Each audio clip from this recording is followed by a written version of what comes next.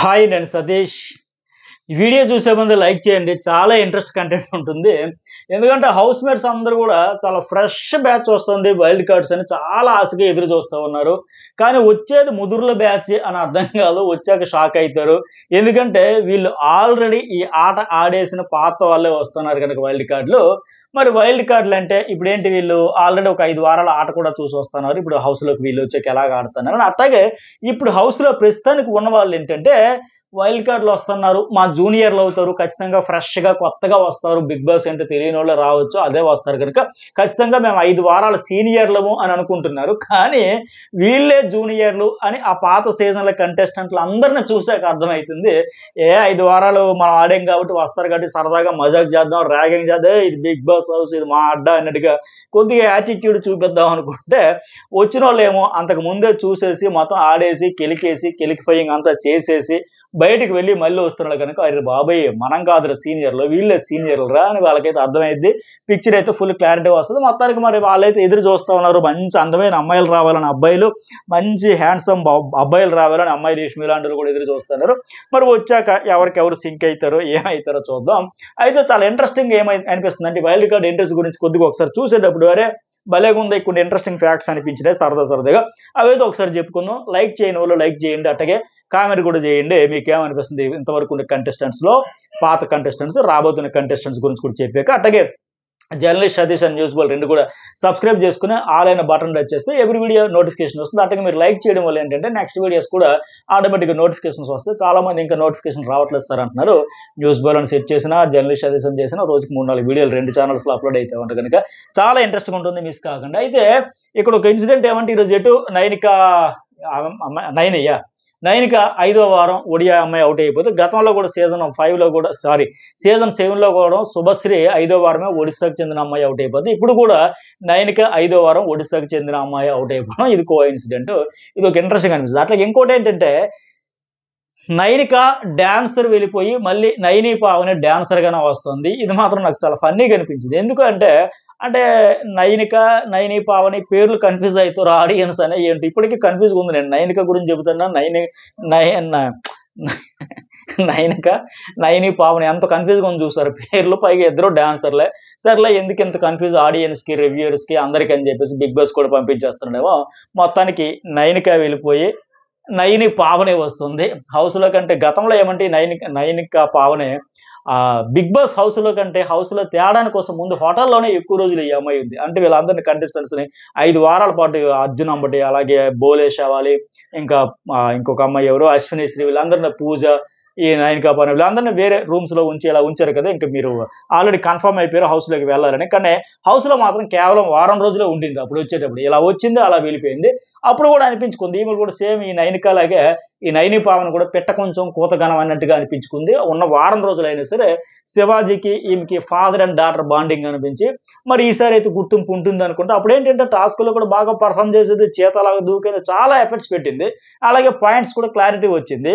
మరి స్పష్టత అన్నీ ఉన్నా సార్ ఆడియన్స్ కనెక్ట్ అవ్వకూడదు. జస్ట్ ఇలా వచ్చి అలా అనుకోకుండా టేస్ట్ తేజ్ ఎవరు నామినేట్ చేయడంతో అదే వారం అవుట్ అయిపోయారు.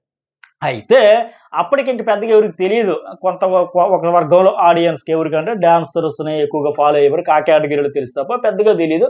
ఈ బిగ్ బాస్తో ఐడెంటిటీ వచ్చింది. కానీ తర్వాత ఏంటి, ఇప్పుడు శివాజీ ఖాన్కి ఫాదర్ డాటర్ బాండింగ్ లేక ఆ తర్వాత ఆ హౌస్లో ఉండే కంటెస్టెంట్స్తో తర్వాత ఇంటరాక్ట్ అవ్వడం, వాళ్ళు బయట పార్టీలు చేసుకోవడం, వీడియోస్ అనేవి షేర్ చేయడం, ప్రిన్స్ ఎవరు వీళ్ళందరితో ర్యాపో ఉంది కనుక ఇప్పుడు ఈసారి గట్టిగా వాళ్ళ నుంచి కూడా సపోర్ట్ వస్తుంది. వాళ్ళ సోషల్ మీడియాలో కూడా సపోర్ట్ చేయమని, ఓటు వేయమని, ఎంకరేజ్ చేయమని అంతా ఉంటుంది కనుక ఆ ఫ్రెండ్లీ వైపు వల్ల ఈసారి మరి ఎక్కువ రోజులు ఉంటుందేమో అనుకుంటా, అందరితో అంత బాండ్ మెయింటైన్ చేసింది కనుక. బట్ అప్పుడు మాత్రం ఇలా వచ్చి అలా వెళ్ళిపోయి ఒక వారమే ఉంటుంది. 5వ వారం వచ్చి నెక్స్ట్ వీక్ అవుట్ అయిపోయి తర్వాత ఇంకొక కంటెస్టెంట్ ఇంట్రెస్టింగ్ అనిపించింది ఎవరంటే మెహబూబ్ దిల్సే. ఈయన కూడా ఏంటి మంచి ఫిజికల్గా చాలా స్ట్రాంగ్. అప్పుడు అందరూ అనుకున్నారు టాస్క్లు అంటే ఇచ్చి పడేస్తారు, గట్టిగా దూకేస్తారు, ఆడేస్తారు, ఎరగదీస్తాడు. బట్ ఫిజికల్ ఎంత స్ట్రాంగ్, మెంటల్లీ కొద్దిగా స్ట్రాటజీలు లేకలో అంత వీక్. అయితే విచిత్రం ఏంటంటే అరే ఇంత ఫిజికల్గా మంచి బందోబస్తులో ఉన్నాడు మనిషి అనుకుంటే ఎలిమినేట్ అయిపోయిన రోజు చూస్తే మాత్రం నిజంగా మర్చిపోలేరు. పైగా ఆ సీజన్ పెద్ద షాకింగ్ ఇన్సిడెంట్. ఎందుకంటే అభిజిత్ గురించి చెప్పి అంత బాగుంది. అభిజిత్ ఇతను కూర్చొని మాట్లాడుకునేవారు, అవి కూడా బాగా ట్రెండింగ్ అయినాయి. పులి వేటాడేటప్పుడు ఒక అడుగు వెనక్కేస్తుంది, అలాగే ఓపిక్గా ఎదురు చూస్తుంది, ఇవన్నీ చెప్పడం ఇతను వినడం. అసలు వీళ్ళిద్దరి మధ్య అభిజిత్ అండ్ మెహబూబ్ మధ్య ఎంత బాండింగ్ ఉందా, ఎంత ఫ్రెండ్షిప్ ఉందా అని. ఎందుకంటే స్టేజ్ మీదకి వచ్చేసాక అంతలా ఎమోషన్ అయిపోయి ఏడ్చేసాడు ఆయన. మనం కాదు కదా హోస్ట్, అందరూ ఆశ్చర్యపోయారు. ఇదేంటి మెహబూబ్ అంత స్ట్రాంగ్ ఫిజికల్‌గా అంతగా బాగా ఆడాడు బ్రహ్మాండంగా, పైన నేను అభిజిత్‌కి ఇతనికి ఎంత ఎమోషనల్ ఒక అన్న లెక్క సార్ అని చెప్పేసి చెప్పడం చూస్తే చాలా హృదయ విదారకంగా ఏడ్చాడు. అంతలా బాధపడ్డాడు. అయితే బయటకొచ్చాకే తెలిసింది మెంటల్లీ ఇంత కొద్దిగా సెన్సిటివ్ పర్సనే అని చెప్పేసి. అంత దీనిగా ఉండి అయితే ఇతను అప్పుడేంటి సీజన్ 4లో వచ్చాడు కదా! డే 1 వచ్చాడు. 70వ రోజు ఔట్ అయిపోయాడు. ఉన్న రోజు మంచి కంటెంట్ ఇచ్చాడు. ఆ హోటల్ టాస్క్ ఒకటి మర్చిపోలేని టాస్క్‌లు పుచ్చలు పగిలిపోతాయని చెప్పి గెస్ట్‌గా ఉండి ఆ మటన్‌లో, చికెన్‌లో పాపం ఆవురావురమని తిందామని ఆకలితో ఇష్టమైన ఫుడ్ అడిగితే ఇంకొక ఆయన ఎవరు అవినాష్ ఏదో సాల్ట్ ఏసేసి ఇరిటేట్ తెప్పించి, ఫ్రస్ట్రేట్ తెప్పించి, కోపం తెప్పించారు. వీళ్ళేమో గెస్ట్‌లు హోటల్‌కి వచ్చారు. మొత్తానికి చాలా కంటెంట్ అయితే ఇచ్చారు. ఫిజికల్ టాస్క్‌లు ఇచ్చి పడేసేవాడు అనుకోండి ఆ కంటెస్టెంట్. ఇంక తర్వాత ఇంకొకరు రోహిణి గురించి కూడా చెప్పాలి. ఈ అమ్మాయి వైల్డ్ కార్డ్. ఈ అమ్మాయి ఏంటి హౌస్‌లోకి వచ్చేటప్పటికే ఒక సీజన్‌లో బయట ఆవిడ హౌస్‌లోకి రాకముందు ఫుల్ కామెడీ చేసేది. అలాగే ఏమది సీరియల్స్‌లో అట్లా కొన్నింట్లో యాక్టింగ్ చేసింది. మంచిగా ఉండేది. మంచి ఫార్మ్ భలే ఉంది రోహిణి ఎంటర్‌టైన్ చేస్తది లెక్క. బట్ హౌస్‌లోకి వచ్చాక సేమ్ మన బేబక్కలాగా అయిపోయా. బయటేమో ఫన్, ఫ్రస్ట్రేషన్, ఫైర్ అన్నీ ఉంటాయి. బట్ హౌస్‌లోకి వచ్చి ఏంటి మొత్తం మ్యూట్ అయిపోయింది అనే పరిస్థితి. సో, మొత్తానికి ఈ రోహిణి కూడా ఆ సీజన్‌లో కామెడీ లేక, ఫైరు లేక, ఫ్రస్ట్రేషన్ లేక కేవలం మళ్ళీ అట్టాంటి విచిత్రంగా నామినేషన్‌లలో గుసగుసలాడినందుకు అంత సీరియస్‌గా తీసుకున్నాడు. అందుకంటే ఏం బిగ్ బాస్ రాను సీజన్‌కి నామినేషన్ అంటే మాట్లాడుకున్నా, ఎవరు నామినేట్ చేసుకున్నా అసలు పనిష్మెంట్ ఇవ్వడు. కనీసం వార్నింగ్ కూడా ఇవ్వట్లేదు. ఎందుకంటే అప్పుడు తోటి కంటెస్టెంట్‌తో ఒక సీక్రెట్ రూమ్‌లో నామినేషన్‌లు అవుతుంటే లోపలికి పిలిచి ఎవరిని చేయాలో చెబుతుంటే బయటకొచ్చి ఇద్దరు మాట్లాడినందుకు పనిష్మెంట్ కింద డైరెక్ట్‌గా నామినేషన్ చేస్తే అదే వారం వచ్చేసింది.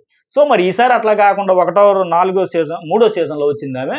ఒకటవ రోజు వచ్చింది. 28వ రోజు 4 వారాలకు ఔట్ అయిపోయా. ఆవిడ ప్రమేయం లేకుండా అయిపోయా. బట్ ఈసారైనా అట్లా మళ్ళీ ముసుగేసికుండా, మాస్క్ ఏసికుండా అలాగా కామ్ అయిపోయి మ్యూట్ అయిపోకుండా ఒరిజినల్ ఫ్లోలో గో విత్ ఫ్లో ఆ ఫ్లోలో వెళ్ళిపోతే బెటర్ అనేది నా ఒపీనియన్. మరి ఎట్లా ఉంటదో, ఎలా చేస్తదో చూద్దాం. అలాగే ఇంకొక కంటెస్టెంట్ ఎవరంటే గంగవ్వ. ఈవిడ కూడా వస్తా ఉంది. బట్ మరి ఈసారి ఎట్లా ఉంటదో చూడాలి. వయసు పరంగా చూసుకుంటే మరి సహకరిస్తదా లేదా? ఎందుకంటే మరి ఎందుకు తెస్తానంటే నేను కూడా రారు అని అనుకున్నా. బట్ ఎందుకోసం అంటే లాజిక్ ఉంది. మెయిన్ గంగవ్వ లాంటి కంటెస్టెంట్ రావడం వల్ల బిగ్ బాస్‌కి రూరల్ ఏరియాలో ఖచ్చితంగా ఈ షోకి ఎలివేషన్ వస్తుంది, పబ్లిసిటీ వస్తుంది. ప్రమోట్ చేసేదానికి రూరల్ బ్యాక్‌గ్రౌండ్ పీపుల్ నుంచి ఆ ఏజ్డ్ పైగా గంగవ్వ ఏజ్ గ్రూప్ పర్సన్స్ కూడా ఒక మోటివేషన్, ఒక ఇన్స్పిరేషన్. అరే!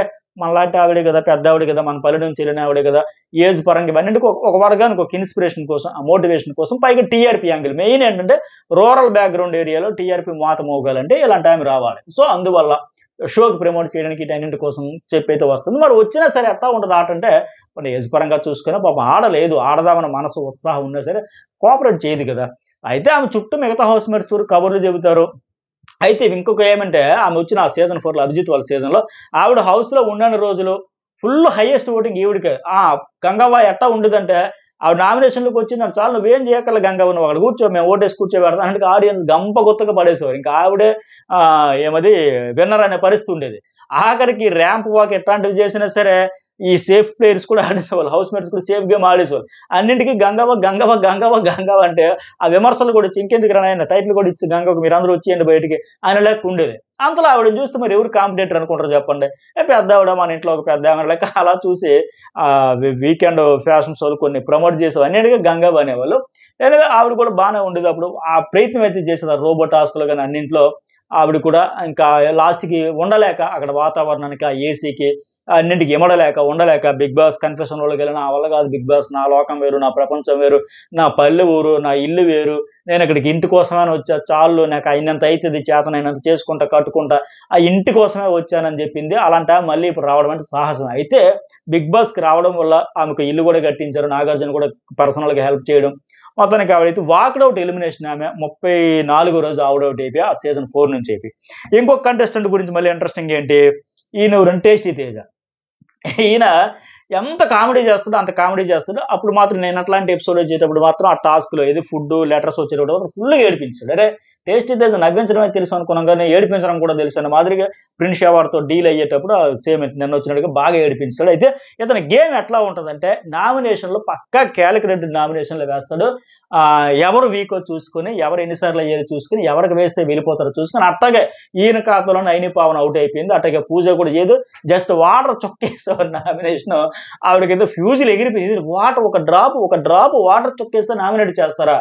లెక్క అదే వారం అవుట్ అయిపోయి అట్లాగే సందీప్ మాస్టర్కి ఏమో ఏం లేదన్న జస్ట్ ఊరికే ఏం వెయ్యాలని వేసి తప్ప నువ్వు అవుట్ అవుతావన్నా ఇలా ఇలా టచ్ చేసి వచ్చి చాలు అన్నాడు. ఇలా టచ్ చేసి అటు నుంచి అట్టే వెళ్ళిపోయాడు ఆయన. ఇవన్నీ చూసుకుని హౌస్లో కూడా అందరికి ఒక లెక్క వచ్చింది, బాబోయ్ టేస్టీ చేసి ఉన్న నామినేట్ చేశారని ఇంకా అవుట్ అనే లెక్క, సెంటిమెంట్ లెక్క. అయితే ఇతన్ని శివాజీ కూడా నామినేట్ చేస్తే టెన్షన్ పడ్డా, అన్న అందరినీ నేను జస్ట్ టచ్ చేసి వచ్చి నువ్వు ఆడియన్స్లో ఎంత బలంగా ఉన్నావో పరీక్ష చేసుకుని వచ్చి నువ్వు నన్ను పెట్టావన్నా, అయిపోయినట్టు ఉన్నాను ఈ వారం అన్నాడు. అట్లాగే అదే వారం అయిపోయాడు.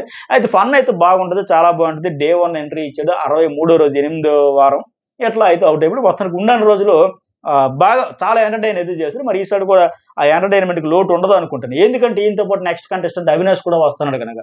అవినాష్ తిరుగులేని కామెడీ, టైమింగ్, పంచులు ఇమిటేట్ చేయడం, అదరగొట్టేస్తాడు స్పాంటేనియస్గా.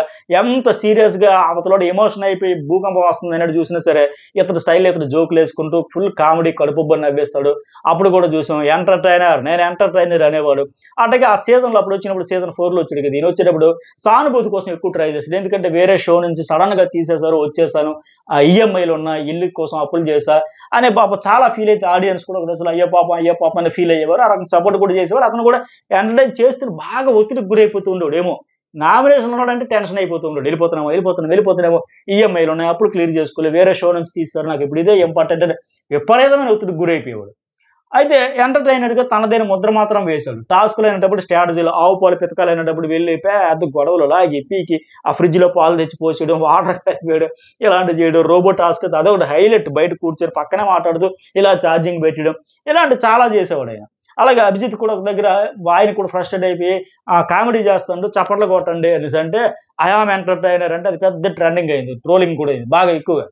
కామెడీ అని అనడం ఇవన్నీ కూడా బాగా నడిచి అతను ఎత్తునప్పుడు అంటే 11వ రోజు వచ్చి 91వ రోజు ఎలిమినేట్ అయ్యాడు.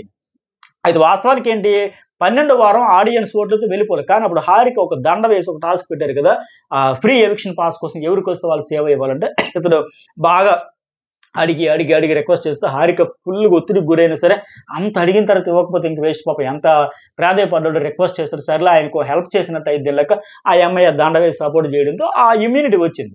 అప్పుడు 12వ వారం వెళ్ళాలి, కాకపోతే ఆ ఇమ్యూనిటీ ఫ్రీ పాస్ వల్ల అప్పుడు ఆపడంతో 13వ వారం వెళ్ళాడు, అంటే గ్రాండ్ ఫినాలేకి 2 వారాల ముందు. కానీ గిల్ట్ ఫీల్ అయ్యాడు, అయ్యో ఆడియన్స్ ఓట్లతో కదా ఉండాలి, ఆడియన్స్ చప్పట్లే కదా నాకు ఒక ఎంటర్టైనర్గా, నేను అది కదా ఎక్స్పెక్ట్ చేసేది, ఇలా లేకపోతే వెళ్ళిపోతున్నాడు పాప. ఆ వారం అంతా డల్ అయిపోయాడు, బాగా లో అయిపోయాడు. కానీ ఉన్నంత మాత్రం అదరగొట్టేశాడు, ఎరగొట్టేశాడు. అలాగే ఇంకా ఈసారి కూడా మరి ఎట్లా ఉంటాడు, ఎందుకంటే అప్పుడు మరి ఆ ప్రెజర్ ఉండేది, ఇండ్లు ఈఎంఐలు పంచాయతీ అంతా, ఇప్పుడు అదేం లేదు. అప్పుడు పైగా బ్యాచులర్, ఇప్పుడు మ్యారీడ్, చాలా చేంజెస్ వస్తాయి. మెయిన్ ప్రధానంగా పొట్ట మరి అంత ఎక్కువే వచ్చి ఉంటుంది అనుకుంటే. ఈ మధ్యకాలంలో ఆయన షోలు కానీ ఏం చూడలేదు నేను, అప్పుడే పొట్ట మీద జోకులు వేసేవాడు. మరి ఇప్పుడు ఏమైనా డెవలప్మెంట్ అయ్యిందంటే ఫైనాన్షియల్తో పాటు అప్పుడు 6 ప్యాక్ కాకుండా అప్పుడు ఫ్యామిలీ ప్యాకేజ్, మరి ఇప్పుడు ఇంకా డబుల్ ఫ్యామిలీ ప్యాక్ అయ్యి ఉంటుంది. ఎలా ఉంటాడో, ఎలా ఆడతాడో, ఏం చేస్తాడో చూద్దాం. అలాగే ఇంకొక ఇంట్రెస్టింగ్ కంటెస్టెంట్ ఎవరంటే హరితేజ. సీజన్ 1 వచ్చి 7 ఏళ్ళు దాటిపోయింది. ఇప్పుడు 2017లో ఆ సీజన్ వచ్చింది. ఎంటర్టైనర్ అనిపించుకుంది. ఆమె కూడా హరికథ చెప్పడంతో బాగా ఫేమస్ అయింది. అయితే అప్పుడు పెద్దగా ఫేమ్ లేదు. ఇప్పుడు సినిమాలో చేసింది, సీరియల్స్ చేసింది, ఫేమస్ అయింది బాగా. మరి ఇప్పుడు ఇవన్నీ వచ్చినాక ఆటోమేటిక్గా కొంచెం యాటిట్యూడ్ కూడా వస్తుందా ఏమో చూడాలి. మరి గేమ్ ప్లాన్ బట్టి అయితే మంచిగా ఆడుతుంది, కొద్ది స్ట్రాటజీలు లెక్కలు వేస్తుందని నేను అనుకుంటున్నాను. ఎందుకంటే అప్పుడు బిగ్ బాస్ గురించి హరికథ చెప్పడం, కంటెస్టెంట్ల గురించి హరికథలు చెప్పడం, అటుగా బయట ఇంటర్వ్యూలు కూడా చెప్పడం, స్పాంటేనియస్గా అంతా చాలా ఫన్నీగా ఉండేది. ఆవిడ కూడా చాలా జోవియల్గా కొద్దిగా స్మార్ట్ ప్లే ఆడుతుందని నేనైతే అనుకుంటున్నాను అప్పుడు గేమ్ చూసా కనుక. మరి ఇప్పుడు ఏం చేస్తుంది, అయితే ఇప్పటికి ఏంటంటే కొద్ది ఫేమ్ తక్కువ. ఇప్పుడు ఒక దశలో విన్నర్ కూడా అనిపించుకుంటుంది, ఆ విన్నర్ అవుతుంది అని కూడా అనిపించుకుంది. మరి ఇప్పుడు ఈ ఫేము, పాపులారిటీ, అలాగే ఏజ్ కూడా ఇప్పుడు అది ఇప్పుడు 2017 ఒక 8 years వరకు అవుతుంది కనుక మరి ఆమె కూడా ఏజ్ కూడా కోస్త ఇంపాక్ట్ ఉంటుంది కనుక మరి చూడాలి ఎలా ఆడుతుందో ఏంటనే. బట్ ఆవిడ ఏకంగా టాప్ 3లో ఉండింది. 70 రోజులు అయితే ఉన్నది ఆ షోలో. 75 రోజుల షో అయితే 71 రోజుల షో అయితే 70 రోజులు ఉండింది ఆవిడ హౌస్లో. మరి ఎట్లా ఉంటుందో చూడాలి. ఈసారి ఈవిడ మీద కూడా మంచి ఎక్స్పెక్టేషన్స్ ఉన్నాయి. కొద్దిగా స్మార్ట్ ప్లే ఆడుతుందని నేను అనుకుంటున్నా. మరి అంచనాలు ఎలాగ అందుకుంటుందో చూద్దాం. అలాగే ఇంకొక కంటెస్టెంట్ ఎవరంటే గౌతమ్ కృష్ణ. ఈయన కూడా బిహేవియర్ వైజ్ అయితే డాక్టర్ కనుక అంతా బాగుంటుంది. కాకపోతే ఒక్కొక్కసారి కొద్దిగా టెంపర్ లూజ్ అయిపోతుంది. మిగతా అంతా అలాగా న్యూట్రల్గా ఉండిపోతూ ఆ డిగ్నిటీ మెయింటైన్ చేస్తూ ఉంటారు. కానీ ఒక్కోసారి టెంపర్ లూజ్. ఇప్పుడు ఆ సీజన్లో అవార్డు కోసం ఆ బాడీ మీద స్టెరాయిడ్స్ బాడీ అని కామెంట్ చేసేయడం, ప్రశాంత్ మీద కొద్దిగా కామెంట్ చేసేయడం, ఇలాంటి కొన్ని టెంపర్ లూజ్. పీక్స్కి వెళ్ళేటప్పుడు ఏదో అనేడు, తర్వాత ఎఫ్ వర్డ్స్ వాడడం, ఇలాంటి తప్ప అంతా బాగుండేది.